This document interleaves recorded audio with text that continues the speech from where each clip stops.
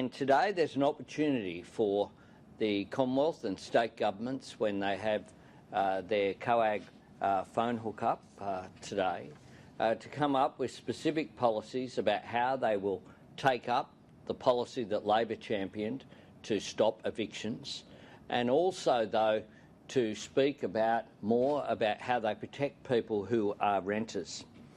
We need clarity on those issues, and we need also for real estate agents to reduce the pressure, not add to it.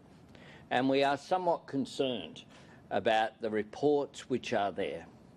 Reports whereby most real estate agents are doing the right thing.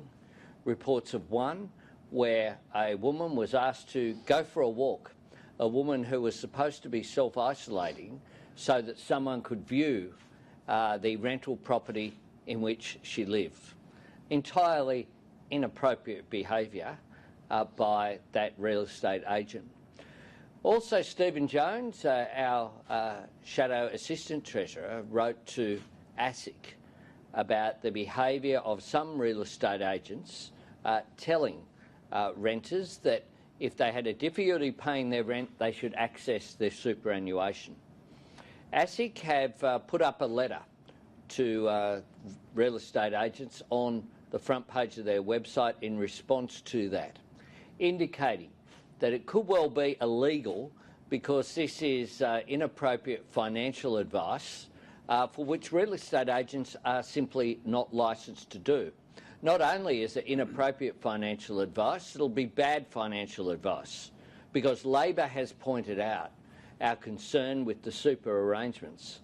When you have the bottom of the market, as we're seeing at the moment, it is not in individual superannuants' interests to take their super out, because it will lead to much lower retirement incomes. And our concern is also there, of course, for the superannuation industry, which may well be forced to sell assets at the bottom of the market, which is not in Australia's national interest nor in the interests of the members of those funds. So we take this issue very seriously indeed. The truth is that the more people who stay at home, the better the health outcome, and therefore the better the economic outcome as well.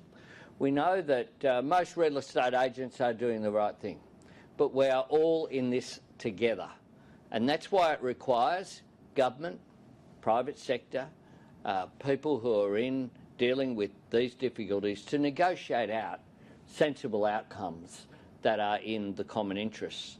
I'd ask Jason to make some comments about some of the individual examples as well that we've seen.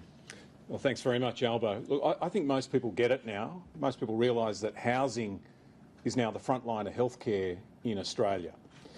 More and more people are being told to stay at home, and the more people who stay at home, the fewer people that will die in Australia. But you can't stay at home if you don't have one. You can't stay at home if you've been evicted from your home. And that's why we've been urging over the last few weeks for the government to put in place a freeze on evictions. A freeze on evictions for tenants who've lost their job and can't pay the rent and would otherwise risk being thrown out in the middle of this global pandemic. The good news is the Prime Minister's listened, and last weekend he announced that they would put in place a freeze on evictions. And what we need today is the detail. We need to see the meat on the bones about how all of this will work. We've asked for two things. First, we need to look after tenants. We need to make sure that tenants who've lost their job and can't pay the rent don't get thrown out onto the street. Second, we've got to look after landlords. We've got to look after the homeowners that rely on that rent to pay the bills, to pay the mortgage, to put food on the table for their own family. The banks have already helped here, so have the building societies with mortgage deferrals, but governments can help too. Governments can help with a bit of land tax relief or land tax deferrals, but they could also help by doing what the ACT government did yesterday. The ACT government have said that they will provide tax cuts for landlords who provide rent cuts for renters, rent cuts for tenants. Now, that seems to me to be a smart idea. It provides an incentive for landlords and tenants to come together and to help work this out, and I'd encourage other states and territories to look at that example as a way through to help both landlords and tenants. What's become clear, though, over the last few days is that a lot of tenants and a lot of landlords are worried and anxious. They want to know the rules. They want to know all of the detail about how this moratorium on evictions is going to work. And real estate agents need to know these details too. They're the interlocutors here. They're the ones in the middle that are working between tenants and landlords. And as Albo said, most real estate agents are doing the right thing. They're professionals. They're doing a great job. But over the course of the last few days, we've seen a few bad examples of real estate agents doing the wrong thing. Now, one example is the woman from Queensland that contacted us told us that she'd been sick in bed with flu-like symptoms for the last 2 weeks. She'd been tested for COVID-19 and got a phone call while she was waiting for the results from her real estate agent telling her to get out and go for a walk because he needed to take a prospective buyer in to look at the property and he didn't want someone in there that was sick at the time. Now, the good news, Albo, is she doesn't have COVID-19, but that's not really the point here. The real estate agent doing that is reckless and irresponsible and really needs to pull his head in. And I'd ask them to think, how would you feel if this was you? How would you feel if this was your mum or your dad or your child and they're crook at home in bed, think they might have the virus and they get a phone call from the real estate agent saying, get out and go for a walk because I want to show someone the property. Think about the prospective buyer that was wandering through that property not knowing that there might have been, on touch points around the house, the risk of getting the virus as well. So we need a little bit of common sense here from real estate agents at this critical time. The other example is superannuation.